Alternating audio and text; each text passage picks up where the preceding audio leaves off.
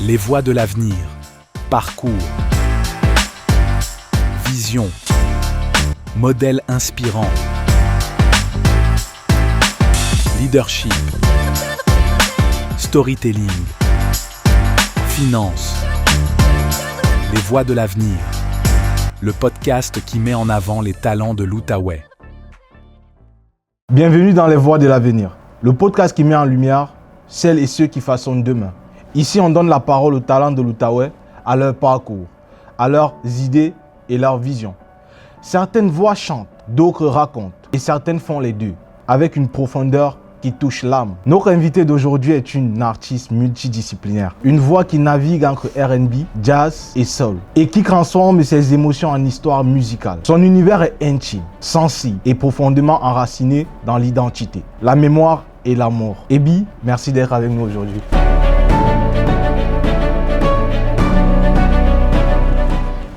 Bonjour. Je suis ravie d'être ici. Merci de m'inviter. Je me présente. Je suis Ebi. Je suis chanteuse, danseuse. Je fais de la poésie. Comme on a dit, multidisciplinaire. Donc, oui, c'est enfin ça. En tout cas, c'est un plaisir de te recevoir aujourd'hui. Et on se pose justement la question. Si tu devais te définir, parce que là, tu nous as donné un peu une présentation de toi, mais si tu devais te définir en dehors du mot artiste, qui est Ebi?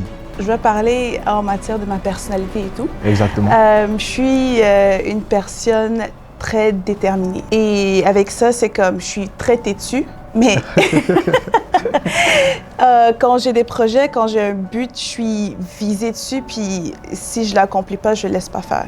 Ça se peut aussi qu'il y a des fois où il y a des choses qui arrivent dans la vie, ça te ralentit, mais il n'y a rien qui me stoppe quand moi je dis go, essentiellement. Ouais. Mais justement, est-ce que Ebi, c'est une personne qui veut casser les codes un peu? Absolument. À 100%, oui. Ok. Tout à l'heure, tu nous as dit que tu es une artiste multidisciplinaire. C'est vrai, on t'a présenté également comme ça. Mais comment est-ce que tu te décris dans ce sens-là? Pourquoi multidisciplinaire?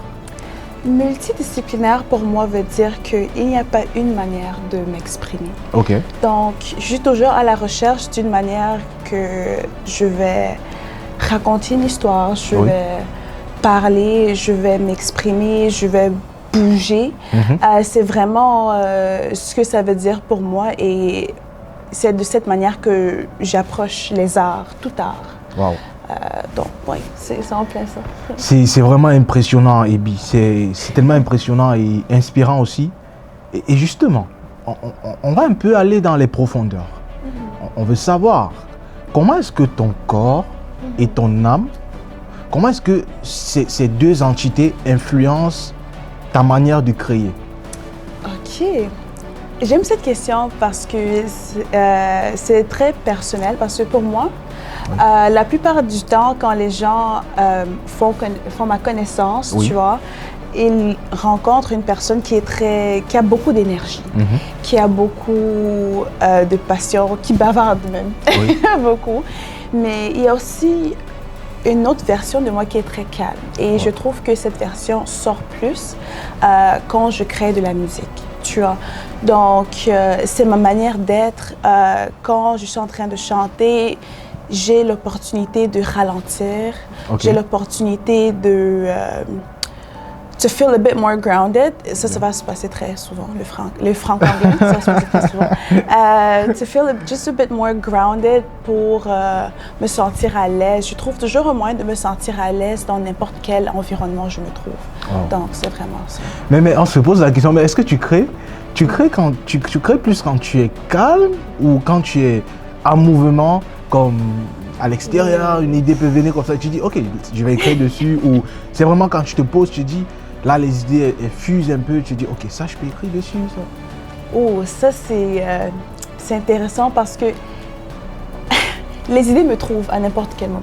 Wow, ok. Oui, donc ça peut être que peut-être je suis en train de, je sais pas, je fais la vaisselle, puis il y a un tempo qui me cherche là, puis ça fait que sonner dans ma tête, puis ça sonne, et je dois le déposer pour que ça me laisse tranquille, entre guillemets. Donc, ça peut aussi être quand je suis au travail, puis il y a une idée qui me vient à l'esprit, et les idées, là, quand ils me laisse pas tranquille jusqu'à ce que je dépose quelque chose, quelque part. Ça peut être même un petit recording sur mon portable où j'écris quelque chose vite fait, là, mais quand ça me prend là, je dois déposer cette idée. Donc, c'est de cette manière que je crée. C'est comme ça que ça marche avec moi, en tout cas. Et justement, j'allais demander, parce que moi, personnellement, ce qui m'arrive souvent, c'est que dans mon domaine, quand j'ai des idées, effectivement, j'arrête d'abord tout ce que je fais. Je vais noter pour ne pas oublier parce qu'après, j'ai mal. Mais moi, je vais te demander, comment est-ce que tu fais? Par exemple, quand l'idée arrive, c'est vrai que tu l'as déjà dit tout à l'heure, tu vas record. Mais comment tu fais pour justement, déjà, t'inspirer et également sauvegarder ces idées-là? Bon, c'est vrai que tu l'as déjà dit tout à l'heure, mais est-ce que tu peux nous en dire plus, s'il te plaît?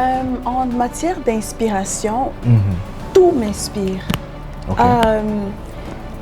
J'aime dire que I draw inspirations from the mundane parce qu'il n'y a pas quelque chose en particulier ou un environnement en particulier qui me donne des idées. C'est vraiment au hasard. C'est complètement au hasard.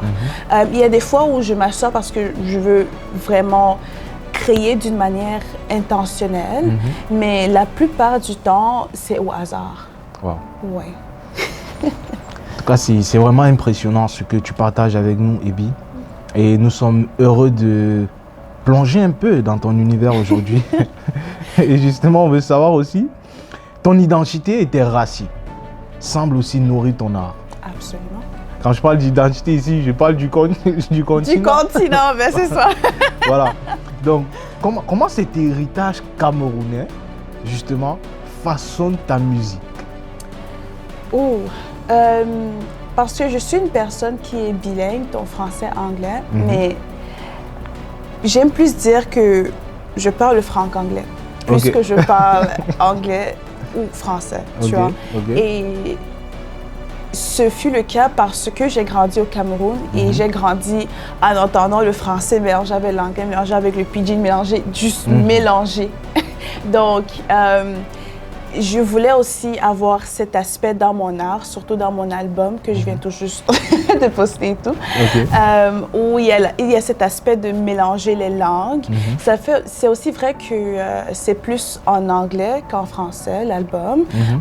Ça a plus à voir à faire avec le fait que c'est un peu plus difficile de classifier la musique quand c'est un peu trop mélangé, surtout quand tu veux postuler les chansons et tout, mais c'est cet aspect-là, c'est parce que je suis camerounaise que j'ai cet aspect de mélange et dans le futur, ça serait un peu plus obvious, ça serait un peu plus obvious que de mon héritage et tout, surtout parce que j'aurais des morceaux qui sont en pidgin ou un peu plus en français qu'en anglais, mais je vais laisser ça là parce que je ne vais pas trop tout dévoiler. Exactement, c'est bien, ils vont découvrir, vous allez découvrir. Ben, c'est ça. Mais justement, est-ce qu'il y a une valeur ou une mémoire culturelle que tu portes consciemment dans ton art, comme tu l'as dit tout à l'heure? Est-ce qu'il y a comme une identité, c'est-à-dire dans ton art, est-ce qu'il y a une représentation justement de cette culture-là, d'un peu de ton héritage, de où tu viens? Absolument, parce que je vais dire, j'ai une mémoire en particulier où j'étais en train de parler avec un oncle à moi. Puis je parlais en pidgin et il me disait, je ne sais pas pourquoi tu prends le temps de toujours parler en pidgin parce que tu as the luxury d'avoir l'accent canadien. Exactement, tu vois? Puis tu as l'accent canadien, je ne sais pas pourquoi tu perds ton temps, entre guillemets, tu perds ton temps à garder le pidgin et tout. Et je ne comprenais pas pourquoi il me disait ça, mais au fur et à mesure que je passe plus de temps ici, je me rends compte que la plupart des personnes essayent de les assimiler dans cette société, mais ce n'est pas le cas pour moi. Donc, je mentionne ça parce que maintenant, plus qu'avant, je veux vraiment représenter le continent. Exactement. Je veux vraiment faire en sorte que c'est clair, mes origines sont claires, tout le temps. Oui. Camerounaise, je suis canadienne sur papier, mais j'ai même pas l'habitude de dire camerounaise, canadienne. Moi, c'est vraiment juste camerounaise parce que je suis camerounaise, Bamileke. Oui. Tu vois, donc c'est vraiment de cette manière. Donc, cette mémoire a vraiment une influence sur la manière avec laquelle je navigue comme mon identité, ma présentation, tout ça. Ouais. Et je peux témoigner que effectivement tu n'as pas perdu ça parce que même quand tu t'exprimes, il y a des expressions que quand tu dis par exemple et qui est ça se ressent en fait que non, c'est ça. Que tu es du continent effectivement. Absolument. Donc ça fait plaisir et c'est vraiment bien même pour les personnes qui nous regardent, c'est bien de toujours savoir d'où on vient parce que comme on a l'habitude de le dire. Un homme sans culture est comme un zèbre sans rayures. Il faut savoir où on vient et c'est très important. C'est ça. Alors, là, on a parlé un peu de l'origine, de l'essence même de ton art parce que, tu l'as dit tout à l'heure, ton art puise un peu aussi de son inspiration dans cette ressource qui est ta culture. Alors, mais est-ce que Ebi ressent justement une responsabilité en tant qu'artiste afro-descendant? Est-ce que tu ressens comme une responsabilité que tu parles? J'aime cette question. La plupart du temps, quand les personnes savent que je suis d'origine africaine et je mentionne que je fais de la musique, c'est automatique qu'ils se disent que je suis dans l'afrobeat. Tu vois. Donc, ils se disent toujours, oh, ben, ça va être quelque chose. Surtout le fait que je parle le pidgin, ils s'attendent à l'afrobeat, quelque chose qui est un peu plus sur l'horizon de ce que les Nigériens font. Tu vois. Mais c'est très important pour moi de vraiment montrer, même aux autres Camerounais comme moi, que nous pouvons être dans ces environnements jazz, nous pouvons être dans ces environnements R&B, soul et tout, parce que ce qui me motive vraiment à m'appliquer dans ces genres de musique, c'est parce que je ne vois pas les personnes comme moi. Exactement. Je connais pas... Pose-moi une question, je connais pas d'artistes camerounais qui font du R&B, qui font du jazz, qui font du soul. Et je veux absolument faire en sorte que d'autres Camerounais savent que les cases dans lesquelles on nous force, nous ne sommes pas obligés d'y rester. On peut sortir de ces cases. Parce que moi, mon truc, c'est je ne peux rentrer dans aucune case. Même en matière de genre de musique, je ne choisis pas juste au R&B ou juste jazz. Je suis partout. Il n'y a pas une manière de m'encaser dans un genre, dans une méthode de m'exprimer. Là, vraiment, je suis une personne qui est très fluide. I like breaking boundaries. I like setting new standards, new bars pour faire en sorte que je puisse m'exprimer d'une manière qui me représente. Exactement. Ouais. Et tu l'as si bien dit. Tu aimes casser les côtes. Oui. Tous les côtes, je casse. Non, c'est bien. Alors, justement, quand on écoute ton univers, on ressent beaucoup de narration. Presque comme si chaque chanson était une histoire. Pourquoi le storytelling est-il au cœur de ton travail? Ça a quelque chose à voir avec mon origine africaine, parce que d'où je viens, stories are passed down from mouth to mouth. Donc, ça fait en sorte que quand je m'exprime, ça va toujours sortir comme une histoire, ça va sortir d'une manière chronologique parce que il y a toujours un but quand je m'exprime. Et je veux que ce soit extrêmement clair qu'il y a toujours un but. Il y a une journey, tu vois. C'est pas juste la destination. Oh, j'exprime telle et telle émotion. J'aimerais que vous compreniez comment ça se fait que je me trouve là? Quelles actions ou quelles circonstances m'ont emmené à cet instant même, avec cette émotion et cette manière de voir les choses, cette perspective? Tout ça, il y a tellement de choses qui rentrent quand je crée et quand je partage ce que je crée que ça doit sortir comme une histoire. Alors, disons que tu as terminé d'écrire ton histoire. Comment tu fais pour savoir que cette histoire correspond à ce genre? Ou comment tu fais pour mettre cette histoire dans un genre? Ce qui est amusant, c'est que je ne sais pas. Je ne sais pas. La manière que je crée est très différente dépendant de mon humeur, dépendant des circonstances où je me trouve. Où il y a des fois, j'entends un beat, un instrumental, puis il y a une histoire que j'ai écrite peut-être il y a 3 ans, que je suis comme, ça sera parfait avec ce beat. Tu vois? Et même dans mon album, Lover's Demise, il y a une chanson, Too Much For You, je l'ai écrite il y a 3 ans. Wow. Mais il n'y avait pas un beat ou quelque chose que j'ai entendu, puis j'ai entendu cette chanson dessus. Donc, je l'ai gardé, puis aussitôt que j'ai entendu quelque chose que je suis comme, oh, les paroles que j'ai pour cette chanson va marrer tellement bien avec ce beat.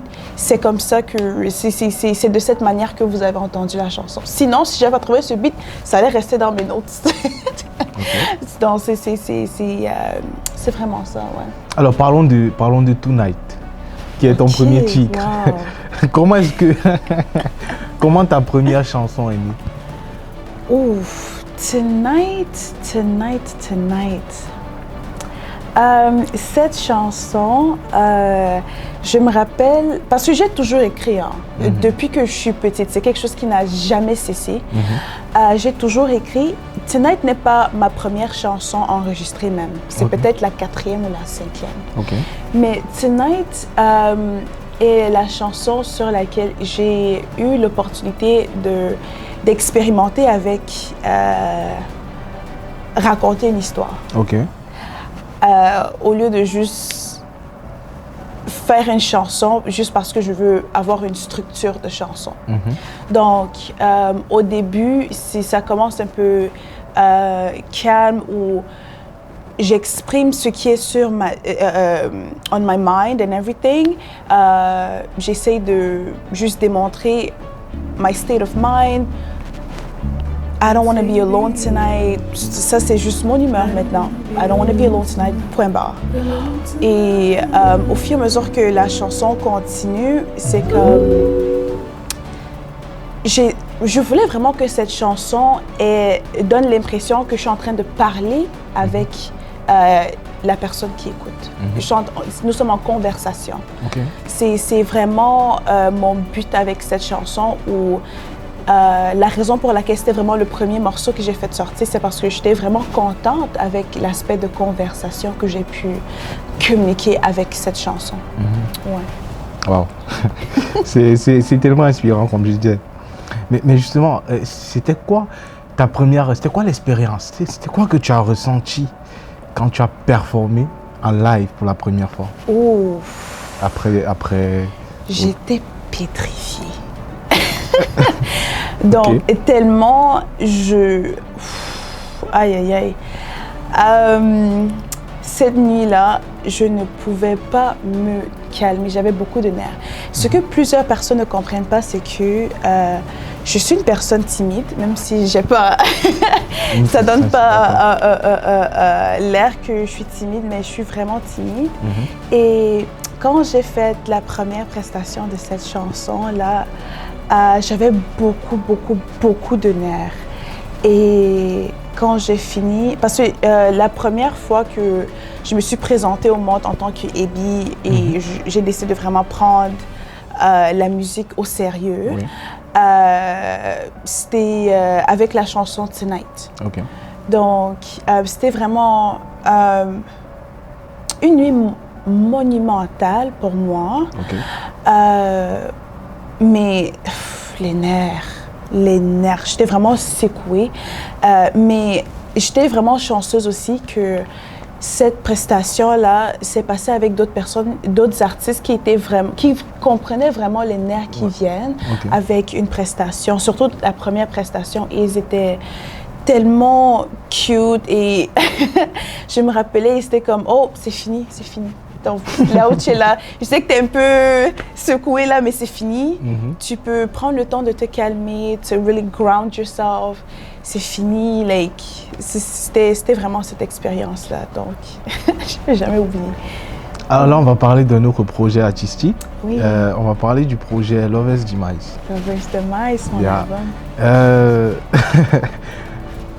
Il est sorti, il faut rappeler qu'il est sorti autour de la Saint-Valentin. Oui. Durant cette période, le jour même de la Saint-Valentin, voilà. Mais justement, c'est intriguant. Pourquoi sortir un son qui parle d'amour, je pense, qui parle d'amour à une date de l'amour, le 14. Oui, mais it just felt right, tu vois. Un album qui parle de l'amour, je voulais que ça sorte pendant la Saint-Valentin.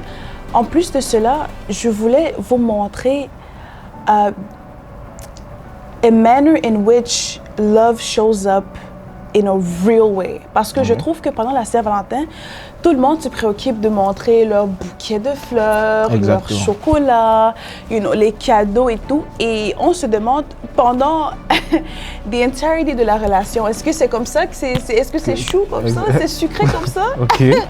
Ou c'est seulement sucré pendant la Saint-Valentin? Est-ce qu'on sort seulement les cadeaux pendant la Saint-Valentin?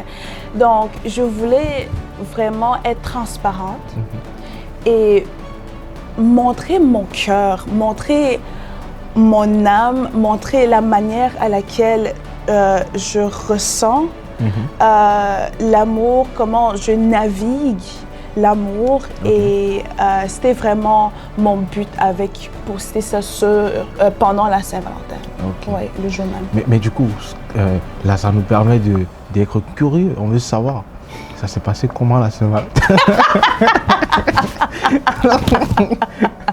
Ça s'est passé comment? C'est comment? Dis-nous. Ah non, c'était vraiment agréable parce que j'ai eu une amie qui était de Oshawa pour venir voir la prestation même, le jour avant que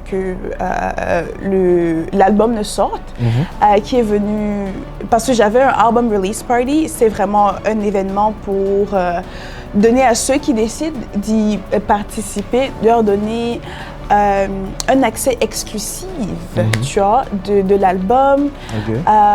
Donc, le lendemain, j'ai passé ça avec mon ami. Puis, il y avait aussi la célébration de l'anniversaire de mon neveu. Puis, j'ai fait ça. Donc, c'était vraiment une journée remplie, chargée.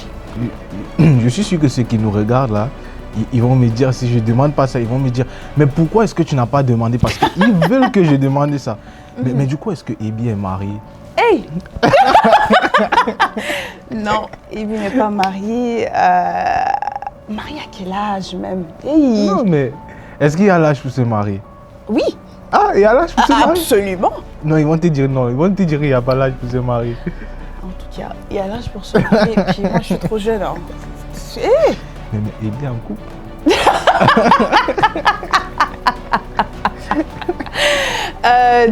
Non plus. Ebi n'est pas en couple. Oui.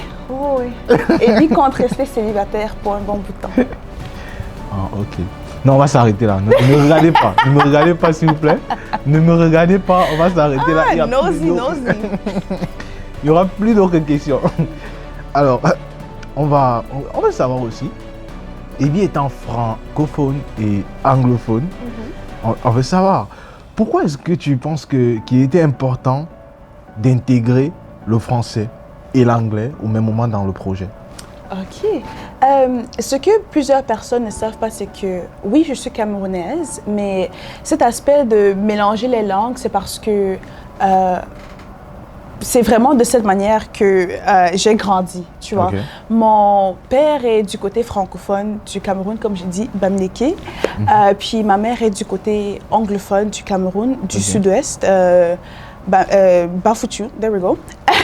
Donc, ce qui fait en sorte que je voulais vraiment représenter cet aspect dans l'album, surtout mon premier album. Je voulais vraiment que ça se montre, que j'ai plusieurs influences, surtout en matière d'origine, qui influencent ma personnalité, qui influencent mon identité et en conséquent ma musique. Et justement, on veut savoir, là on veut un peu aller dans l'album même en question et on se demande, quelles sont les émotions que dégage cet album? Ça dépend de quel morceau tu écoutes, parce que je voulais vraiment que cet album m'aime, tout l'album, pas juste une chanson ou quelque chose comme ça, mais tout l'album raconte vraiment une histoire qui est une progression. Donc, si tu commences avec le premier morceau, je ne sais pas si tu as eu l'opportunité d'écouter l'album, mais ça commence avec ma sœur au téléphone en train de dire, et ne pense pas que je t'ai pas vu en train d'ouvrir tes dents. En train de sourire, tu regardes les messages et tout, je sais pas qui est sur le téléphone là, mais méfie-toi, hein, parce que ça va... Les affaires d'amour, ça finit toujours mal, tu vois. Donc, ça, c'est vraiment... j'ai intitulé ça « Warning » parce que c'était vraiment comme un avertissement, tu vois. C'est comme ça que ma soeur est. Hein. Elle est toujours « Je t'ai averti, hein. Ne dis jamais que je t'ai pas averti. » Donc, ça commence de cette manière. Puis, le premier morceau, vraiment le premier morceau, « Need You to Know », c'est un morceau où je suis en train de m'exprimer en tant parce que je suis vraiment, comme on dit, lover, tu vois. Donc, ce morceau était vraiment... Je veux que tu... Quand quelqu'un me plaît, je suis very vocal about it. Si tu me plais, tu le sais, essentiellement. Donc, c'est avec... C'est ça l'émotion de cette chanson.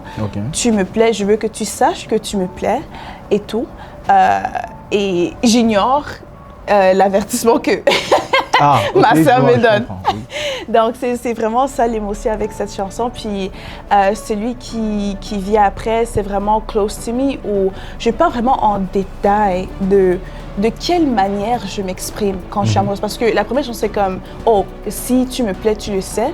Mais comment est-ce que tu le sais? C'est ça le deuxième morceau. Donc, au fur et à mesure que l'album progresse, à un certain moment, c'est comme, oh, il y a un peu de problèmes here and there. Puis, j'essaie de naviguer ces problèmes. J'essaie de donner un peu d'assurance que, OK, c'est quelque chose que je veux naviguer avec toi.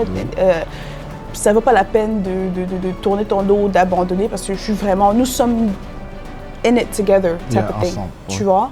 Puis ça progresse et les choses n'avancent pas aussi bien. Et ça commence à être un truc de comme, oh, je suis un peu trop ci, un peu trop ça, un peu trop. Ça, c'est too much for you. Un peu trop. Et puis, ça commence à être... ma manière d'être même commence à devenir un problème. Puis, ce qui est sûr, c'est que la relation change avec ça. Puis, il y a plus de problèmes. Puis, je me dis, est-ce que aimer cette personne est assez pour continuer la relation?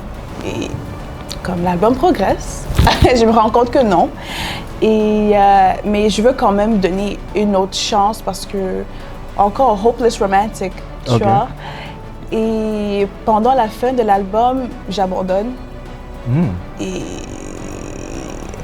ça finit avec la haine. C'est vraiment ça l'histoire avec Lover's Demise est un album extrêmement vulnérable. Toutes mes autres chansons, je m'exprime, mais je ne laisse pas l'opportunité d'être trop vulnérable parce que je voulais pas trop montrer mon cœur, trop montrer en fait, tu vois. Donc avec Lover's Demise, j'ai laissé l'aspect d'être mystérieuse, là, j'ai tout abandonné ça, tu vois. Donc c'est vraiment un album vulnérable, c'est vraiment un album que j'aimerais vous accueillir à écouter pour vraiment comprendre ma manière d'être, la personne que je suis. Et j'aimerais vraiment, je suis convaincue que c'est un album qui représente les personnes qui qui n'ont pas de mal à exprimer de l'amour, des émotions, parce que je suis pareil et c'est vraiment le message que j'aimerais passer. Donc écoutez-le, puis j'espère que ça vous donne l'opportunité de vous laisser l'espace d'être vulnérable aussi, pour vous encourager d'être vulnérable. Ouais. Et moi, justement, le message que moi j'aimerais passer là vite fait, comme un entrepreneur camerounais avait dit, c'est interdit de pleurer. Si tu pleures, c'est trop grave. Absolument. Voilà, donc, aimer, mais ne pleurez pas après. Ou pleurer après. Ce qui est sûr, c'est que même pleurer là, ça va finir. Ça va finir. Et puis enjoyment. Oui. Bien juste après. Alors, justement, tu nous as parlé de vulnérabilité. On veut savoir, quelle est la chanson dans cet album qui t'a rendu, ou du moins, qui te rend particulièrement vulnérable? Ouf, j'en ai deux. Okay. Il y a Too Much For You. Too Much For You, c'est la chanson actuellement que j'ai écrite il y a 3 ans. Ok. Et avec cette chanson, parce que j'ai grandi, quand j'ai passé la plupart de mon enfance à entendre « Oh, je suis un peu trop telle et trop telle », c'est jamais assez ou jamais just enough. C'était toujours trop tel ou trop bavard, trop énergétique, trop. Okay. Donc, avec cet album, c'est ma manière de réclamer cet aspect de peut-être ma manière d'être un peu trop pour toi, mais ça ne veut pas dire que je dois baisser ma manière de m'exprimer, ma manière de ressentir. Ça veut juste dire que je dois l'amener ailleurs, où ça sera apprécié, où ça sera treasured, où ça sera adoré. Tu vois. Donc, il y a cette chanson, puis il y a aussi Remind Me. Ouf! Quand on dit on ne pleure pas là, Remind Me, j'ai pleuré pendant que j'écrivais cette chanson. C'était vraiment personnel pour moi parce que les paroles, c'est comme à chaque moment où je me laisse, je laisse que I let myself miss you ou I let myself think of you. Je me rappelle de ce qui se passait quand j'étais avec telle personne. Ok. Et en me rappelant, j'ai dit, ça vaut pas la peine. Ok. Oui, donc ces deux chansons-là sont vraiment les chansons où je me sens la plus vulnérable, surtout l'album. Ok. Alors, au-delà de la musique, il y a aussi une voix qui s'affirme. Que signifie justement pour toi insister pour être entendu? Ok, ça a quelque chose à voir avec mon enfance, la manière que je suis élevée. Parce que dans un foyer camerounais, la plupart du temps, quand tu es élevé comme un girl child, tu es censé être vu mais pas entendu. Tu vois, même quand, je me rappelle même quand je grandissais à l'école, j'étais toujours première de ma classe, c'était toujours « Oh, mais si tu étais un garçon, oh, mais si tu étais, si seulement. » Tu vois, donc je pouvais tout accomplir, mais cet aspect de « Oh, si seulement » était toujours là et les gens me voyaient mais ils ne m'entendaient pas. Donc avec ça, j'ai fait en sorte que c'est ma mission de m'exprimer et pas juste ça, mais de montrer à d'autres personnes, surtout dans ces foyers, dans cette culture, que peu importe ce que ton message est, ton histoire est, tu mérites d'être entendu. Like, you deserve to have a space où tu peux t'exprimer d'une manière that feels true to you, that feels accurate to your experience, et tu mérites d'être écouté. C'est vraiment ça. Ouais. Revenons dans l'industrie musicale. On veut savoir, quelle est la grâce qu'Ebi veut laisser? Quel est l'impact que tu aimerais laisser dans l'industrie musicale? Je veux vraiment m'imposer. Ok. Je veux vraiment m'imposer parce que une personne comme moi, je n'ai pas beaucoup d'opportunités pour vraiment m'exprimer dans un environnement ou dans un cadre où je me sens toujours à l'aise de le faire. Donc, mon but, c'est que même si un environnement ou un espace n'est pas créé pour moi d'être confortable, je vais le créer. Et pas seulement pour moi, mais pour les personnes qui viennent après moi. OK. Donc, ça, c'est the legacy that I want to leave behind, surtout dans l'industrie musicale. OK. Mais du coup, si on se projette, disons qu'on se met dans 10 ans, comment tu te vois dans 10 ans? Ouf, comment je me vois dans 10 ans? Je me vois en train de coacher parce que j'aimerais vraiment donner un big shout out to Produced by Youth parce que c'est grâce à eux que j'ai pu produce mon album, master, tout ça, même le studio où je me rends, c'est vraiment grâce à Produced by Youth. Et grâce à ce programme, parce que ce programme vraiment, c'est un programme de musique centré sur les jeunes noirs pour qu'ils aient l'opportunité de créer dans un environnement qui est vraiment créé pour eux, pour leur supporter, pour leur comprendre. Donc, avec ça, j'aimerais pouvoir contribuer aussi à ce programme, peut-être comme un coach, un mentor aussi, comme ça on continue cet aspect de donner des outils aux jeunes, de créer la musique qu'ils peuvent créer s'ils ont assez de ressources. Tu vois, donc il y a ça, je me vois en train de faire des tours, concerts, vraiment, il n'y a pas de limite.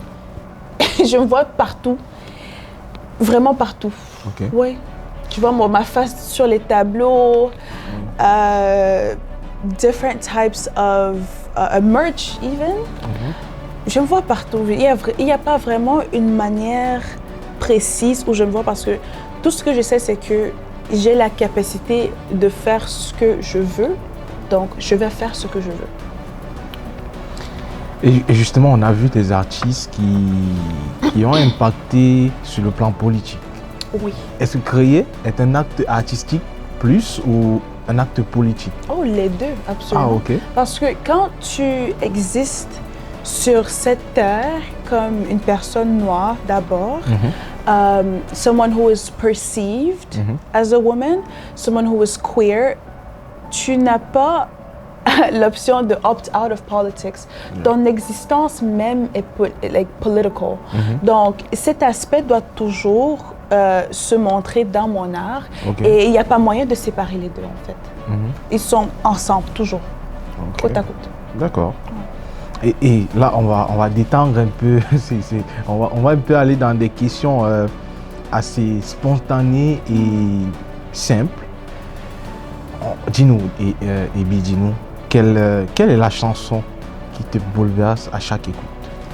Ouf. J'en ai deux, parce que j'ai du mal à choisir. Il y a Nayu par Odile. Odile, c'est un artiste nigérien et je pense qu'il est basé à London, je pense. Oui. Cette chanson, à chaque fois que je veux vraiment faire n'importe quoi, surtout les tâches, quand j'ai des tâches à faire, je mets ça dans mes écouteurs, puis je sais pas, il y a quelque chose dans cette chanson. Ça fait, les choses bougent, tu vois. Il y a ça, puis il y a aussi Focus by Her. Cette chanson est un peu plus R&B. L'autre chanson est Afrobeat. Donc, ça fait en sorte que ça me donne un peu d'énergie et tout. Mais Focus est une chanson un peu plus calme. C'est une chanson un peu plus grounded, vulnérable. Donc, cette chanson-là, à chaque fois que peut-être I'm in my feelings, je me sens un peu émotionnelle, j'écoute ça. Intéressant. Mais du coup, dis-nous, si Lover's Demise était une couleur, ce serait laquelle? Oh, ça sera le rouge foncé. Extrêmement foncé. Et la raison, c'est parce que c'est un peu comme une représentation de mon cœur. Parce qu'au début de l'album, on m'avertit, oh, ne mets pas le cœur, ne mets pas le cœur. J'ai quand même mis le cœur. Ok. J'ai mis les organes, en fait. Donc, et au fur et à mesure que l'album progresse, on se rend compte que ça valait pas la peine de mettre le cœur, les organes, tout. Donc, c'est vraiment l'aspect foncé, là, le rouge foncé. C'est cet aspect de la progression. Ça représente la progression de l'album où, au début, j'étais plein d'espoir, j'étais pleine d'énergie, pleine d'émotions et tout, mais ça commence à... Quand l'album progresse, tu ressens vraiment que je me détache de plus en plus de cette relation, de cette personne. Donc, oui, le rouge foncé, c'est vraiment exact. Et que représente le violet pour toi? Oh, le violet, c'est vraiment l'une de mes couleurs préférées. Ok. Donc, le violet est une représentation de royalty. Yeah. Et je suis une personne who carries themselves as royalty. J'ai même eu des personnes qui me disent la manière que tu te comportes, tu te présentes, c'est comme si, you know, you're already such a big artist. Et je suis comme, ça fait du sens parce que c'est cet aspect de fake it till you make it où tu dois embody l'aspect que tu veux voir dans ta vie. C'est comme ça que ça va prendre sa place dans ta vie. Ouais. Wow. C'est vraiment inspirant. Et c'est sur... Bon, on va sortir par là quand même. Et puis c'est thé ou café? Aucun des deux. Ah, aucun des deux. Ou peut-être thé, parce que j'aime vraiment pas le café du tout. Mais quand je suis malade, je vais boire le thé. Mais c'est pas quelque chose que je vais dire, oh, j'ai l'envie de boire du thé. Ouais. Ah, d'accord, ok. Ouais. Tu regardes un peu le sport, genre, tu aimes le sport? Je regarde le foot. Ah, ok. Oui, de temps en temps. Quand il y a l'AFCON, quand ça vient là vraiment, je suis là, je supporte le continent, bien sûr. Le match avec le Maroc, là, en tout cas, je laisse ça là, puis on avance. Mais je regarde quand même le foot. Et oui. Ok. En tout cas, c'est vraiment c'est inspirant, c'est tellement apaisant de t'entendre, et je crois que même ceux qui nous regardent là, ils ont pu se ressourcer dans tes propos et tout. Ah, j'espère, hein. J'ai beaucoup bavardé. Donc tu as dit beaucoup de belles choses et nous sommes vraiment ravis de t'avoir reçu aujourd'hui. Et justement, tu nous rappelles que la musique n'est pas seulement un son, que la musique c'est aussi une mémoire, c'est une émotion et parfois même une guérison. Alors, merci beaucoup, Ebi, d'avoir partagé un morceau de ton univers avec nous. Et on va simplement dire qu'on se retrouve. Tu es la bienvenue quand tu veux. On peut se revoir et je suis sûr qu'ils seront même ravis aussi. Et on va simplement dire merci et à la prochaine. Non, mais merci de m'avoir. Ce fut vraiment un plaisir de partager, d'avoir cet espace juste pour bavarder, vraiment. Donc, vous pouvez aussi me trouver sur les réseaux sociaux, surtout sur Instagram, sur EBBY_ lettre A, lettre B. J'ai un TikTok, mais je ne le partage pas cette fois-ci. Vous allez aller chercher. Vous allez chercher. Mais ce qui est sûr, c'est que j'ai mon site web dans mon Instagram. Donc, pour ceux qui sont vraiment curieux, je vous donne des indices. Alors, c'est sur ces belles paroles d'Ebi que nous fermons ce podcast. À rappeler que c'est justement un podcast qui met en lumière celles et ceux qui feront demain. Les voix de l'avenir. Écoutez aujourd'hui ceux qui feront demain. Voices of the future. Listen today to those who will shape tomorrow.